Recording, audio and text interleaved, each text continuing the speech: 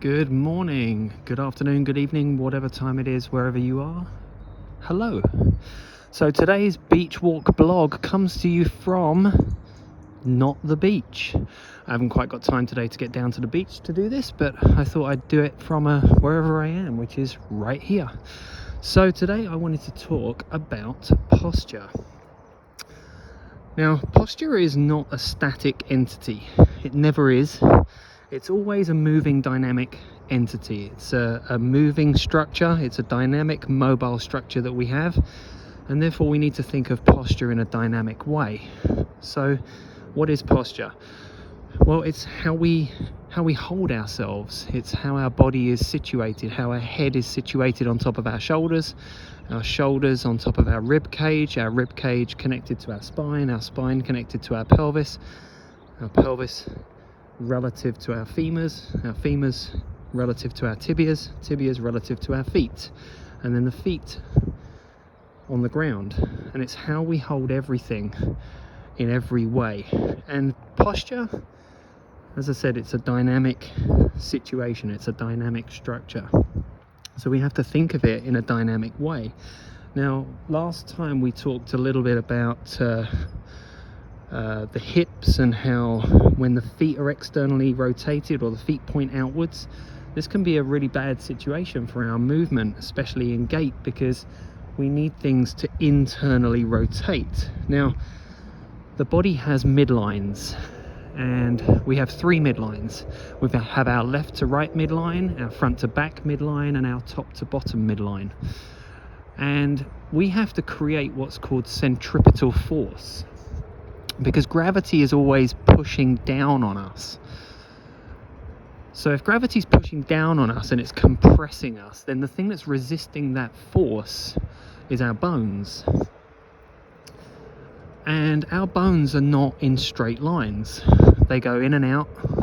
So if you think of where the femur attaches to the pelvis, it's relatively on the outside, on the lateral side of the pelvis. And then from that joint, it goes inwards towards the knee. So that's called a Q angle at the hip. So you have an angle from the outside of the head of the femur at the top of the hip joint, and it goes inwards towards the knee. And that's called a Q angle. So it's not straight lines. So if I look at this, how this is situated, you see how that's just straight up and straight down. Well, we don't have that. We're not straight up and straight down. And for example, our spine is an S-shaped curve. And the reason why it's an S-shaped curve is not for stability.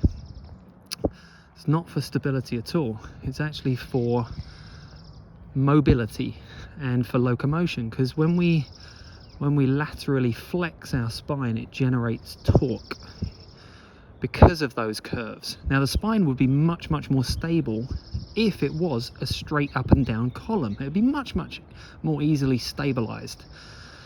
But that would mean that it wouldn't generate much force. It wouldn't generate any rotational torque like it does now in the situation with an S-shaped spine.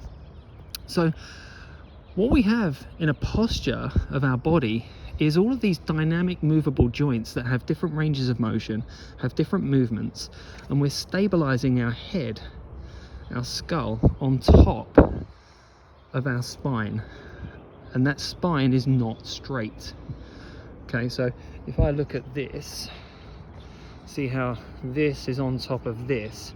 Well, our spines, imagine our feet are at the bottom, goes up, and then the spine goes and up to the top, and the head's on top.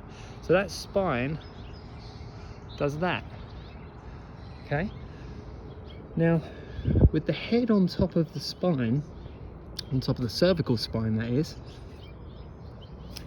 that's one of those curvatures of the spine. There's a curvature at that cervical spine, and it all needs to be stabilized. Now, if you're going to keep the head in a stable position as you move, then it needs to have muscles, tendons, fascia, that controls the amount of force that's being put through there so that it keeps it stable as everything else is moving, because it has to be kept relative to everything else. So if you were to look at something like a cheetah or a leopard as it's running, or a hummingbird as it's flying, they keep their heads relatively in the same position.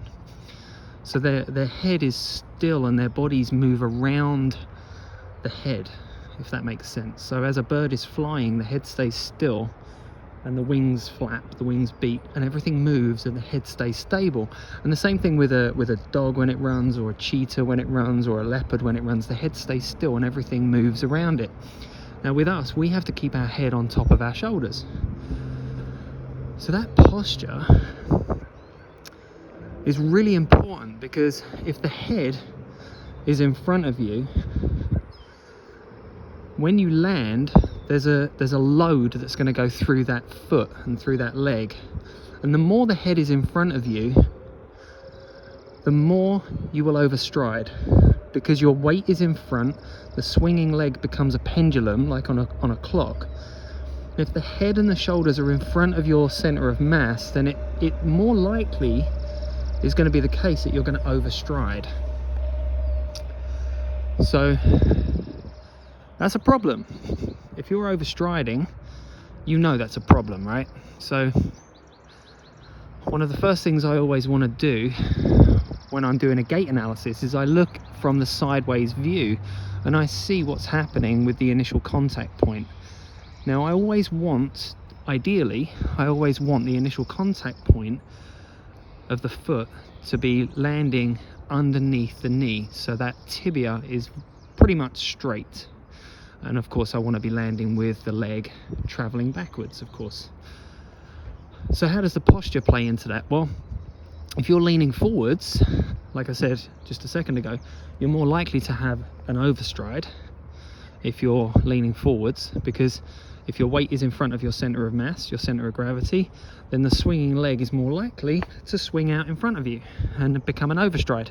Now if your posture is pretty much vertical, i.e. there's no forward lean or a very minimal forward lean, then it's going to have good tension in the muscles and good length tension relationships at joints. That means the control of the joint is very good and very balanced, very even, very holistically controlled between all of the movements of the joints.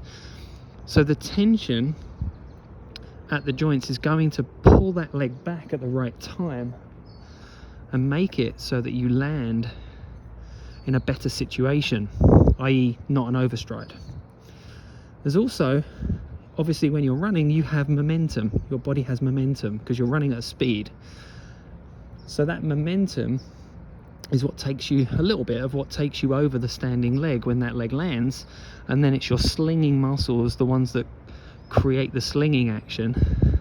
So that's your anterior and posterior oblique slings, along with the deep longitudinal system that pull the leg back. So the hamstrings, the adductors, the erector spinae muscles, erector spinae muscles, they pull you back and create this extension, this hip extension action, which pulls the leg back. But of course, when the foot's on the ground, it doesn't pull the leg back, it throws you over the top of the standing leg. So again, that posture is super important, because if we have an excessively curved spine, i.e. a hyperlordotic curve in the spine, so the lumbar spine is in a very accentuated lumbar curve, then you're going to have what's called an anterior pelvic tilt, where the pelvis is actually tipped forwards. So if I get my shadow, so what you're going to get is this, where your backside actually sticks out and the pelvis is tilted forwards. Now that makes it so that you are more likely to have an overstride, because everything's tipped forwards. Your center of mass is rotated forwards, or your anchor points relative to your center of mass is rotated forwards. So it makes it much more difficult to stabilize and control it. It also makes it harder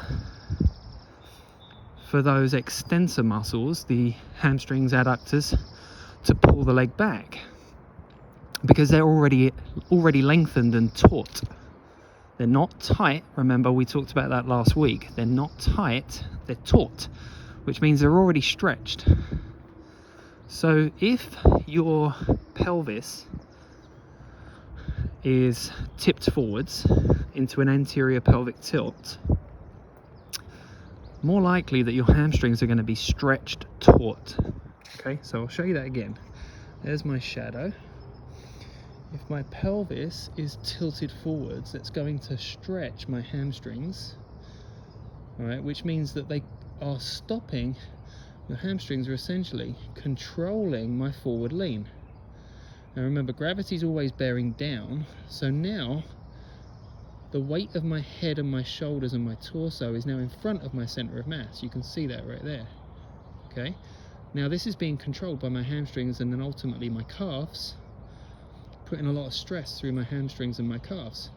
Now if they are trying to control my forward lean, i.e. pulling me back, they're not going to be good at extending the hip and pulling my leg back, because they can't do both. Well, they can, they just don't do it very well. Limited. They're very limited. So what I want to do here is, instead of having this forward lean, I want to press my spine in the lumbar curve back. I want to get my pelvis resituated and then get my head on top of my shoulders. So now I'm in this holistically balanced line. I'm much more balanced and controlled, so that as I then flex the hip and my foot lands, it's already being pulled backwards. Okay? So that's why posture is really important.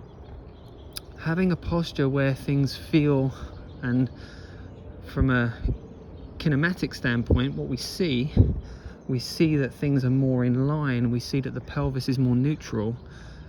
That's really important for your ability to move in gait, because we know that when we have an anterior pelvic tilt, it makes it much harder to flex the hip. It also makes it much harder to extend the hip. It makes it more difficult to generate torque from the spine. It also makes it more difficult to land with the foot traveling backwards. So just having that postural situation where we don't want it to be affects everything. And remember, like I said, if your head and your shoulders are in front of your center of mass, then your hamstrings and ultimately your calves as well are going to be controlling that, because that's where the load goes. Because if I'm hinged forwards at the hips, gravity is loading my hamstrings like a rope, like a winching situation, and my hamstrings are having to pull down on my pelvis and my sacrum to stop me from tipping forwards and face planting. Remember, your brain's overriding role is to protect itself. So protecting itself from face planting is really important. That's the ultimate priority, right? So if it's focusing on doing that, then it's not going to be able to focus on hip extension and internal rotation. It just won't happen. Okay, so posture is super important as far as getting the load away from places, or having good posture, having a balanced posture is really important for getting load away from structures like tendons that shouldn't be bearing that load all the time. So going back to this posture situation, if I have this position where my pelvis is tipped forwards and my head and my shoulders are in front of my center of mass, my hamstrings and my calf, or my Achilles, are going to be taking a lot of load. That means that my upper hamstring tendons, the proximal hamstring tendons, are going to be taking a lot of load, because the muscles are continually contracting. Now in movement, what we get is this reciprocal situation of where a muscle contracts, movement occurs, and then the muscle relaxes as the opposing movement occurs. So if we think about walking or running, Let's get my shadow again. I'm back to my shadow spot. Here's my shadow. So what happens in movement is, in order to get me to take a step forwards, if I'm stepping forwards with my right leg, my left hamstring must contract to pull my pelvis down. My abdominals must contract and my obliques must contract to pull my pelvis up. My rotation occurs, my lumbar extensors contract to extend my spine at the lumbar curve, and then I take my step forwards. Now, when I've taken my step forwards, all of those muscles then essentially relax so that I can then swing the leg forwards. Now at that point, that should mean that all of those muscles and all of the tendons that connect the muscles to the bones should unload. That means that the tendon doesn't bear load. Now, if you're in an anterior pelvic tilt and your posture is not particularly great and you've got this forward lean, then your hamstrings are going to be continuously loaded at all times. They don't get a chance to switch off, which means that the tendon is bearing load at all times. It doesn't get a chance to relax and unload. And we know how plastic deformation of tendons occurs, because the tendon is being loaded at all times on a muscle contraction and it doesn't get a chance to relax. Now, that's more likely going to end up as a tendinopathy, so a proximal hamstring tendinopathy, because that tendon is always being loaded and never getting a chance to rest. So posture is really, really key to so many things. Achilles tendinosis, proximal hamstring tendinopathy, for one, or for two, IT band syndrome. So if the pelvis is tipped forwards, that's going to place a lot of load onto the IT band attachments down at the knee. Okay, so these things they end up being knock-ons. And we know that because of how the relationship of muscles that oppose each other, so muscles, keep it really simple, muscles on one side of the joint and muscles on the other side of the joint, how they work together. When one contracts, the other should relax. If you're not getting the contraction relaxation from the opposing muscles, that makes it really hard to move. It makes it so that you can still move, of course, not saying you can't move. It just means that you're using a lot of energy to move, because if a muscle that should be relaxing when its opposing muscle contracts doesn't relax, that means that it's using energy and it's resisting the opposing muscles. So you've got a situation where one muscle should contract, or one group, one fascial line of muscles should contract, and the opposing muscles should relax, but they don't. That means that they are also inhibiting the other side. So for example, where we have a situation where we have a anterior pelvic tilt, let's just keep it on that line of thinking with an anterior pelvic tilt. We've got muscles that are staying contracted, i.e. some of the hip flexors, which are pulling the pelvis forwards, the lower back extensors, which are pulling the pelvis upwards at the back. The hamstrings then stay taut and lengthened, and they don't relax. So that then reciprocates on to all the other muscles that oppose those muscles, and then it carries on down to the muscles that assist those muscles, because if the muscle doesn't relax, it then can't contract again, which means that muscles that assist, so for example, the hamstrings are assisted by the calves, and the hamstrings are assisted by the glutes, and the hamstrings are assisted by the adductors, and vice versa, of course, then that means that all the other muscles have to overwork, because if the hamstrings can't relax, that means they can't then contract very well, which means that in order to do the work that you're asking them to do, the other muscles have to overwork and work much, much harder to produce the force that you're asking them to produce. So if they're having to overwork, that means that their tendons are going to overwork, and so on and so on and so on. So the cyclical nature of this postural situation, it keeps going. And that's the problem. And that is why having a good balanced posture and not an excessive forward lean in any way, shape or form is super important to not only just healthy tendons and of course healthy joints, but it's also important to how much energy you're using when you run and how hard your run is, how difficult your run is, because if you can't move very well, guess what? You can't run very well. And if it's costing you more energy to move because you've got all these reciprocal situations going on, then it's just going to be hard work. It's going to be really hard work. So that's another thing, is that efficiency of movement. You have an efficiently moving body, it'll move much more easily. And if it moves more easily, then running is going to be a hell of a lot easier. And that is your beach walk blog from the park for today. I hope you enjoyed it, and I'll talk to you next week. Have a great weekend. Bye bye.